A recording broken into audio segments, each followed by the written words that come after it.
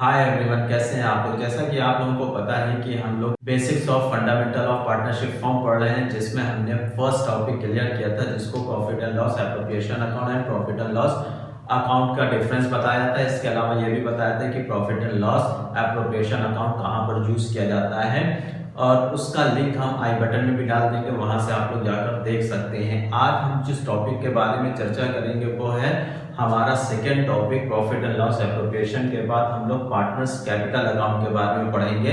जैसा कि आप लोगों को पता होगा कि जब हम लोग पार्टनरशिप फॉर्म बनाते हैं तो उस टाइम पर हमें सबसे ज्यादा जो जरूरत पड़ती है वो पार्टनर्स कैपिटल अकाउंट की भी जरूरत पड़ती है। हम इसका भी पूरा लेजर बनाते हैं। तो पार्टनर्स कैपिटल अकाउंट होता क्या है, ये आप लोगों को हम थोड़ा सा एक्सप्लेन कर देते हैं कि होता क्या। पार्टनर्स कैपिटल अकाउंट एक्चुअली ये होता है कि जैसे हम लोग देखते हैं कि प्रॉफिट एंड लॉस अकाउंट बनाते हैं, ठीक है। प्रॉफिट एंड लॉस अकाउंट के बाद पार्टनरशिप फर्म में हम लोग एक अकाउंट बनाते हैं, profit and loss appropriation account.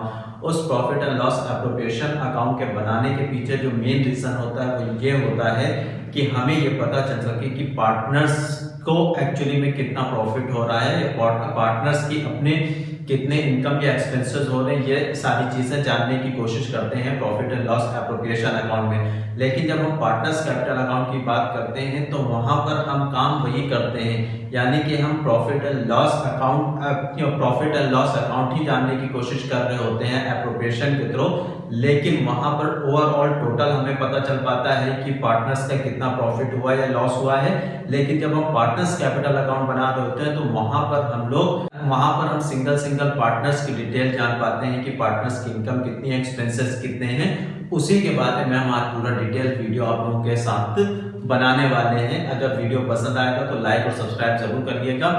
आगे चलिए चल के देखते हैं कि किस तरह से इसमें काम हो सकता है। देखिए, जब हम लोग पार्टनर्स कैपिटल अकाउंट की बात करते हैं तो पार्टनर्स कैपिटल अकाउंट में दो अकाउंट्स बनाए जाते हैं। एक होता है फिक्स पार्टनर कैपिटल अकाउंट और दूसरा होता है फ्लक्चुएटिंग पार्टनर्स कैपिटल अकाउंट।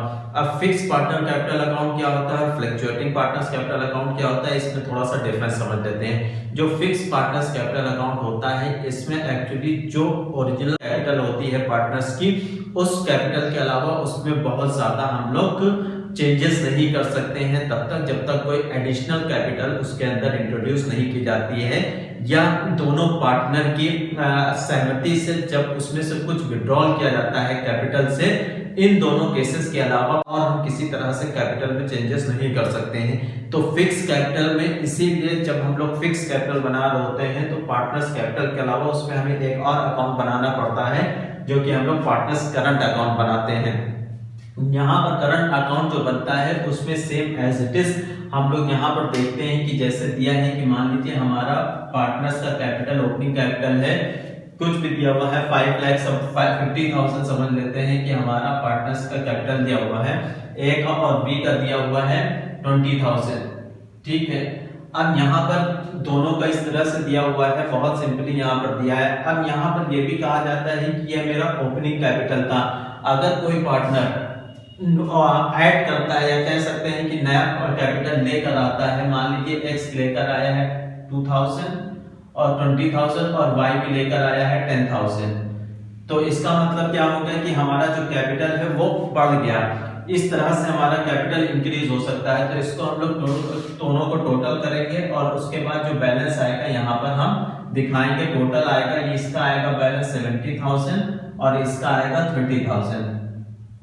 तो इस तरह से ये बैलेंस हम लोग यहाँ पर दिखा देते हैं। इन केस अगर दोनों पार्टनर्स की सहमति से दोनों लोग अपना अपना कैपिटल का कुछ पार्ट निकालते हैं तो उसकी एंट्री यहाँ पर करते हैं। मान लीजिए इसने कहा है कि हम लोगों ने 10,000 कैपिटल निकाला है, दोनों ने 10,000 का कैपिटल विड्रॉ कर लिया, तो उस केस में इधर का टोटल करेंगे 70,000 और यहाँ के टोटल से लेस करेंगे तो हमारा ये बैलेंस बचेगा 60,000 और ये बचेगा हमारा 20,000।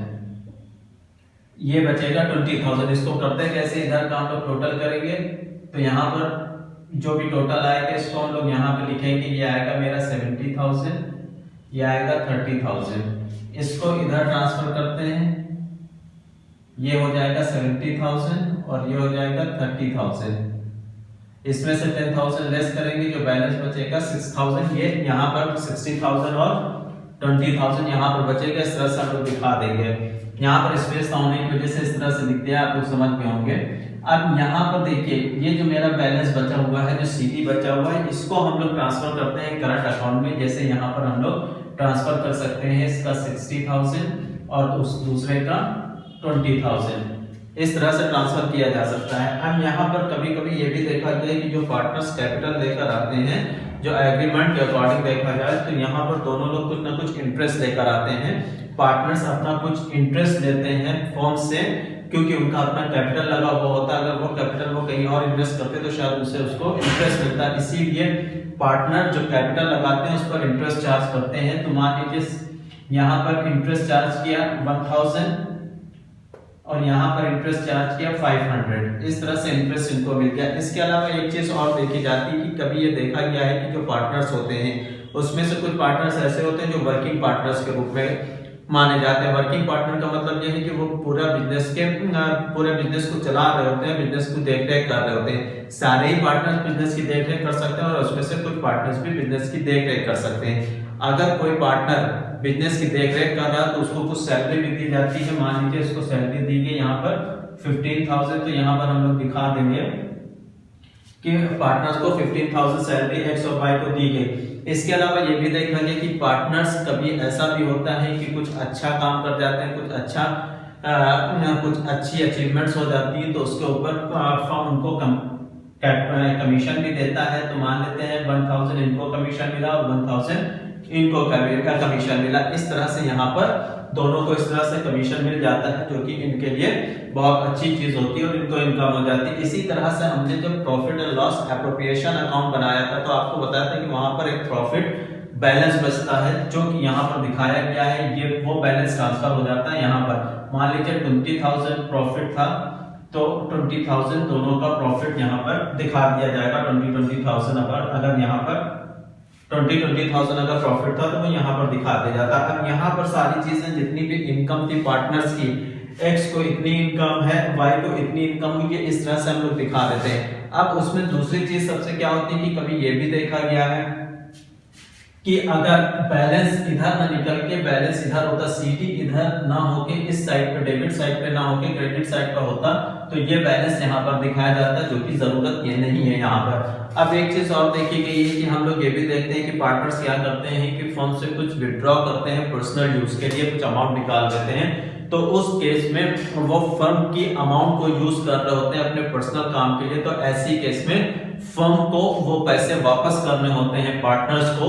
तो यहाँ पर जो भी पैसे उनको वापस किए हैं तो वो यहाँ पर मान लीजिए 3,000 निकाल लेते तो 3,000 यहाँ पर रिटर्न कर रहे होंगे। अब पार्टनर ये भी कहते हैं, अब फर्म ये भी कहता है, एग्रीमेंट में ये लिखा रहता है कि अगर कोई भी पार्टनर पर्सनल यूज के लिए अपना कोई भी ड्रॉइंग निकाल रहा है तो उस केस में उस पार्टनर के ऊपर ये रिस्पॉन्सिबिलिटी बनती है कि वो कुछ इंटरेस्ट भी देगा, क्योंकि अगर वो पैसा बिजनेस के अंदर रहता तो बिजनेस के अंदर रहने पर सबसे ज्यादा फायदा क्या होता है कि उस अमाउंट से कुछ ना कुछ इनकम अर्न हो रही होती और वो कहीं ना कहीं रोटेट हो रहा होता।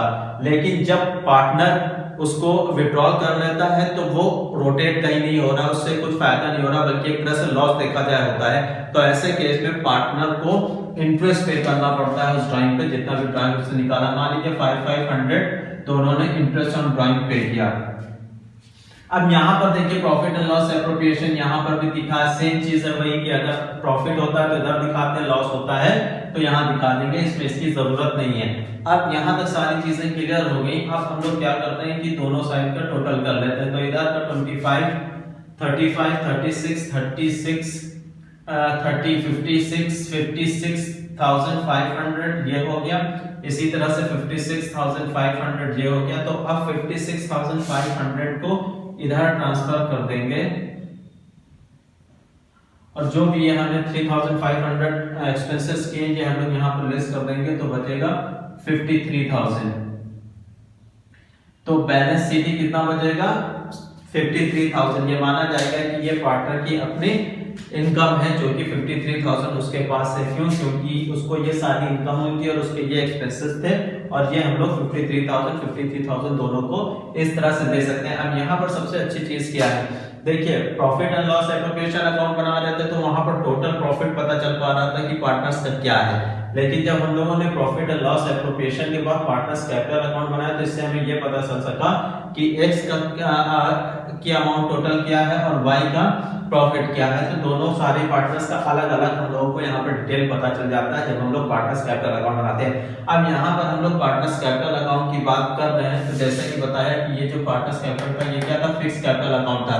और फिक्स कैपिटल अकाउंट के अंदर दो अकाउंट बनते हैं, एक पार्टनर्स कैपिटल अकाउंट और एक पार्टनर्स करंट अकाउंट। जब पार्टनर्स कैपिटल अकाउंट बनता है तो इसमें जो ओपनिंग कैपिटल होता है और एडिशनल कैपिटल होता है इसमें दिखाते हैं, और कोई कैपिटल अगर विथड्रॉल होना है तो इधर लेस करते हैं, बैलेंस यहाँ पर दिखाते हैं, इसको ट्रांसफर कर देते हैं। लेकिन जब हम लोग फ्लक्चुएटिंग पार्टनर्स कैपिटल अकाउंट बना रहे होते हैं तो हमें दो अकाउंट्स बनाने की जरूरत नहीं होती, यानी कि पार्टनर्स कैपिटल अकाउंट की हमें यहाँ पर जरूरत नहीं होती है। फिर हमारे लिए सिर्फ एक ही अकाउंट इनफ होता है, और एक अकाउंट जो इनफ होता है वो क्या कहलाता है, वो हमारा पार्टनर्स कैपिटल अकाउंट कहलाता है। बात समझ में आई, ये क्या कहलाएगा, पार्टनर्स कैपिटल अकाउंट। इसमें इन सब चीजों की जरूरत नहीं होती है। तो ये सिंपली हम लोग पार्टनर्स कैपिटल अकाउंट के रूप में इसको बता देते हैं जब फ्लक्चुएटिंग होती है। अब यहाँ पर ध्यान देने वाली चीज क्या है कि जब ऐसा कुछ होता है तो यहाँ पर कोई भी बैलेंस इस तरह से नहीं निकाला जाता, इसकी जरूरत नहीं पड़ती है पार्टनर्स कैपिटल अकाउंट में। यहाँ पर हम लोग कोई फ्लक्चुएटिंग के केस में यहाँ पर हम लोग कुछ नहीं निकालेंगे। क्या करेंगे कि इस तरह से जो भी ओपनिंग कैपिटल है वो दिखा दिया, जो भी एडिशनल कैपिटल लेकर आप ये दिखाया, जो विड्रॉल के यहाँ दिखा दिया, उसके बाद जितने भी इनकम पार्टनर्स की है ये दिखा दी, जितने भी एक्सपेंसेस हैं वो दिखा दिए।